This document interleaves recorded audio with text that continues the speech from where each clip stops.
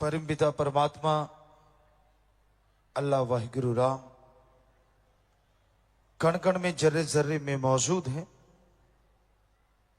सच्ची तड़प, सच्ची भावना, सच्ची श्रद्धा दिलो दिमाग में होती है तो उससे मिलाप जरूर हो जाता है। और कोई तरीका नहीं जिससे परमपिता परमात्मा को पाया जा सके। इंसान जब श्रद्धा से, भावना से अपने सदगुरु मौला को बुलाता है तो आके उसकी लाज बचाता है।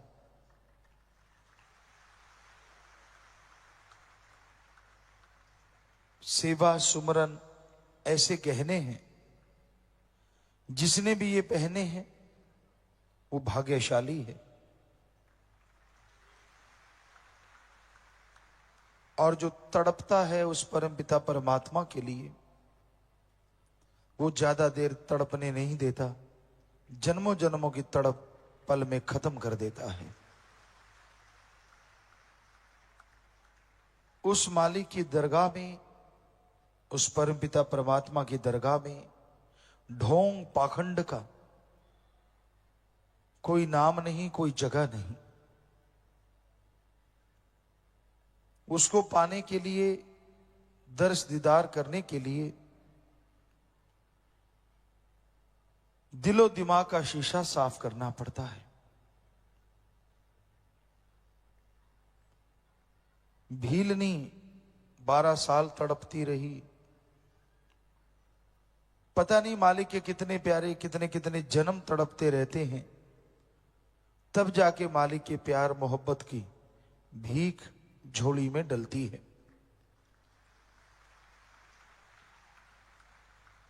और जितना हो सके मालिक की औलाद से बेगर्ज निस्वार्थ भावना से प्यार करो, ताकि आपका प्यार बढ़ता जाए। किसी तड़पते हुए को, किसी दुखी को मिलके उसका दुख दूर करने की कोशिश करना ही सच्ची बंदगी होती है, बंदगी की शुरुआत होती है। पर वचनों में कभी भी इधर उधर मत जाओ। कई बार होता है कोई आपसे गलत उम्मीद लगा लेता है। कई बार होता है आपको लगता है कि मैं अगर इच्छा पूरी इसकी नहीं करूंगा शायद दिल दुखेगा, तो ये आपकी मन की बात है। मर्यादा में रहना सबसे जरूरी है। वचनों का पालन करना 100% जरूरी है अगर रूहानियत में तरक्की चाहते हो। यहां ढोंग ढकोसला करने वालों की कोई कमी नहीं है। पता नहीं आप लोग कैसे बना लेते हो, ये गुरु के नजदीक है, ये गुरु के दूर है। पता नहीं आप क्यों सोच लेते हो। हमारा तो एक ही निशाना होता था, सतगुरु यार है तो सब बहार है, और किसी से ना कोई दुश्मनी है और ना कोई ज्यादा प्यार है। यही है फार्मूला रूहानियत में तरक्की हासिल करने का। क्योंकि इंसान आखिर इंसान है और कई पड़के कड़े होते हैं, दिखते कुछ और हैं। उनके कारनामे अगर आपके सामने आ जाएं तो आप थू थू करो, पर सतगुरु को पर्दा मंजूर होता है। इसलिए इश्क तो सिर्फ सतगुरु अल्लाह राम वाहिगुरु से ही करना चाहिए। हम ये नहीं कहते कि दुनिया में रिश्ते ना निभाओ, हम यह नहीं कहते कि अपना फर्ज अदा ना करो, लेकिन सच्चाई यही है, हकीकत यही है, सच्चा रिश्ता एक सत्संगी का, एक मालिक के नाम लेने वाले का किसी से हो सकता है तो वो सिर्फ और सिर्फ सतगुरु अल्लाह राम से ही हो सकता है। हमें याद नहीं है 1948 से लेके आज तक हमने कभी ये कहा हो फलां बंदे से प्यार करो, फलां बंदे से प्यार करो, ये मेरे नजदीक है भाई, इससे ज्यादा प्यार करो। सवाल ही पैदा नहीं होता। हम हमेशा एक ही बात आपसे दोहराते रहे, आज भी दोहरा रहे हैं। ओम हरि अल्लाह वाहिगुरु राम ही एक ऐसा होता है, सतगुरु मौला ऐसा होता है, जिससे जितना प्यार करोगे वो बढ़ता जाएगा और खुशियों का आलम आपके घर में छाता जाएगा। वही एक ऐसा होता है जो बेगर्ज प्यार करता है।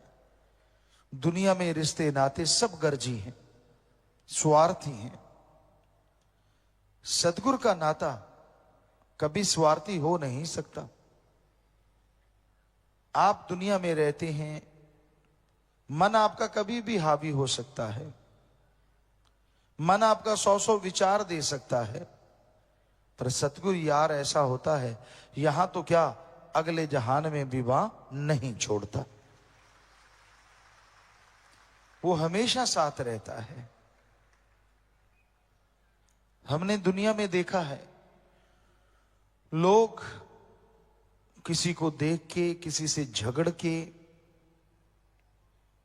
पीर फकीर से बिना वजह गुस्से हो जाते हैं। शायद उनके कर्मों की कोई मार आती है या कर्मों का कोई बोझ आता है, जिस वजह से वो ऐसा कारनामा करते हैं। पीर फकीर कभी किसी का ख्यालों में बुरा नहीं सोचते, तो बाहरी तौर पे कैसे बुरा करेंगे। तरवर फल नहीं खाते है, सरोवर पीव न नीर, परमारथ के कारण संतन भयो शरीर। समुंदर, मीठे जलाशय, झीलें कभी खुद पानी नहीं पीती, और पेड़ कभी खुद फल नहीं खाते। वो हमेशा दूसरों की झोली भरते हैं, दूसरों को माला माल करते हैं। उसी तरह संत पीर फकीर होते हैं।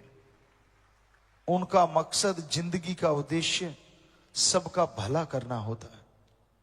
वो कभी किसी का बुरा नहीं करते, बुरा सोचते नहीं। इंसान की सोच छोटी होती है, इंसान का मन उसे बहुत ही नीचे गिरा देता है। क्योंकि जो पढ़ के कड़े होते हैं, हमने उनसे सुना है, बातें करते सुना, जाहरा तौर पे नहीं, रूहानी तौर पे,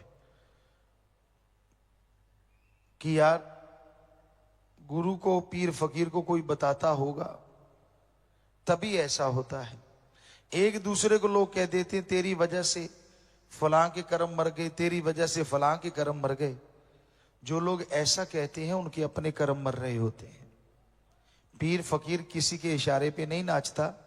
अरे जो सारी त्रिलोकी को इशारे पे चलाता है, वो किसी के इशारे पे क्या नाचेगा। ये इंसान की घटिया सोच होती है। वो उतनी खसलत का मालिक होता है, उसको उससे ज्यादा कुछ भी समझ नहीं आती, इसलिए वो ऐसा बोलता है। पीर फकीर तो जैसी में आवे खसम की बाणी, तैसड़ा करी ज्ञान भी लालो। ये माइक है, इसमें हम बोल रहे हैं तो आवाज आ रही है, नहीं माइक बेचारा क्या बोलेगा। तो वैसे ही एक फकीर होता, वो क्या बोलेगा, वो तो एक माइक है। जैसा वो खसम यानी अल्लाह वाहिगुरु सतगुरु मौला राम फूंक मार देता है, आवाज दे देता है, वैसी आवाज दुनिया तक पहुंच जाती है। आप मानो चाहे ना मानो, वो आपकी मर्जी है। क्योंकि 100% जो मानता है वो कभी धोखा नहीं खाता, कभी वो गम में नहीं डूबता, कभी वो खुशियों से दूर नहीं होता। दृढ़ यकीन रखो, दृढ़ यकीन से ही बेड़ा पार होता है। जब इंसान यकीन नहीं करता, सेवा सिमरन से दूर होता जाता है, तो फिर उसका मन उस पर हावी होने लगता है, तो उसका मन उसे तिगड़ी नाच नचाना शुरू कर देता है। मन से लड़ने का मतलब सेवा और सुमरन जरूरी है, और मन से लड़ने का मतलब सतगुरु से प्यार को बढ़ाना है। विचारों का क्या है, विचार तो आते जाते रहते हैं, अमल ना करो। बुरे विचार आगे डरो मत, अच्छे विचार आगे करो जरूर। बुरे विचार आते हैं, सुबह शाम 5-7 मिनट सुमन कर लो, उसका फल आपको नहीं लगेगा और कट जाएगा। अच्छे विचार आते हैं, उन पे चलते जाओ, मालिक के नजदीक पहुंचते जाओगे। तो इस कलयुग में यहां बुराई का बोलबाला है। इस कलयुग में हाथ को हाथ खाए जा रहा है। इस कलयुग में लोग वहशी दरिंदे बनते जा रहे हैं। इस कलयुग में इंसानियत तड़प रही है। ऐसे में अगर कोई सहारा है तो सतगुरु अल्लाह वाहिगुरु के राम का नाम का सहारा है, उसकी भक्ति इबादत का सहारा है। वरना कोई भक्त बन के भी आपको लूट सकता है। लूट धन की हो सकती है, तन की हो सकती है, भावना की हो सकती है। इसलिए किसी के बहकावे में मत आओ। स्वामी जी महाराज ने कितना स्पष्ट लिखा है, गुरु कहे करो तुम सोई, मन के मते चलो मत कोई। ये भव में गोते खिलवावे, ये गुरु से बेमुख करवावे। ऐसे ऐसे लोग बैठे हैं इस कलयुग में, दिखने में भक्त लगते हैं, पर उनका वश चले तो भगवान को भी बेच के खा जाएं। वश नहीं चलता और ना कभी चलेगा, क्योंकि वो सतगुरु अल्लाह राम एडा भोला खसम नहीं जेड़ा मकर चलित्र ना जाने। ये लाइनें इतनी जबरदस्त हैं, अगर आप हमेशा याद रखो तो शायद कम से कम सत्संग में और सतगुरु के सामने पखंड ना करो, झूठ ना बोलो। एडा भोला खसम नहीं जेड़ा मकर चलित्र ना जाने, ਇਹਦੇ घर विच ओहियो बस सकदी जेड़ी सब चतराइयां भुल जावे। बात ही खत्म हो जाती है। जिसने सारी सृष्टि बनाई उस भगवान ने, अल्लाह वाहिगुरु राम ने। आप कभी पेड़ पौधे देखो जो रास्ते में आते हैं, एक का पत्ता दूसरे पेड़ के पत्ते से नहीं मिलता। एक ही नस्ल होने के बावजूद टहनियां और उनका जो बड़ा टहना होता है जिसों, वो भी कभी आपस में मिलते आपको नजर नहीं आएंगे। और अलग अलग किस्में कितनी हैं, किसी के पत्ते में कोई डिजाइन, किसी के पत्ते में कोई डिजाइन। तो कुदरत के कादिर का क्या कहना, वो तो गजब का है। जिसने श्रद्धा से, दृढ़ यकीन से उसे यह मान लिया कि हां वाकई वो तो दोनों जहान का जानता है, उस मालिक को, सतगुरु मौला को, जिसने ऐसा माना उसकी कुलों का उद्धार हो जाया करता है। वो हर किसी की जानता है, हर किसी की खबर रखता है, लेकिन कभी किसी का बुरा नहीं करता। उसे पर्दा मंजूर है, सबका पर्दा रखता है, पर्दा उठाता नहीं। पर उसकी मार की वजह से लोग अपना पर्दा आप ही बता देते हैं। सच्ची बातें सुनने को मिलती हैं, पसीने छूटते हैं, वो भी अच्छे हैं, पसीना तो छूटा। सोच तो आई कि मैंने गलत किया है, और वो मुआफी लेके फिर से रूहानियत में तरक्कियां हासिल कर सकते हैं।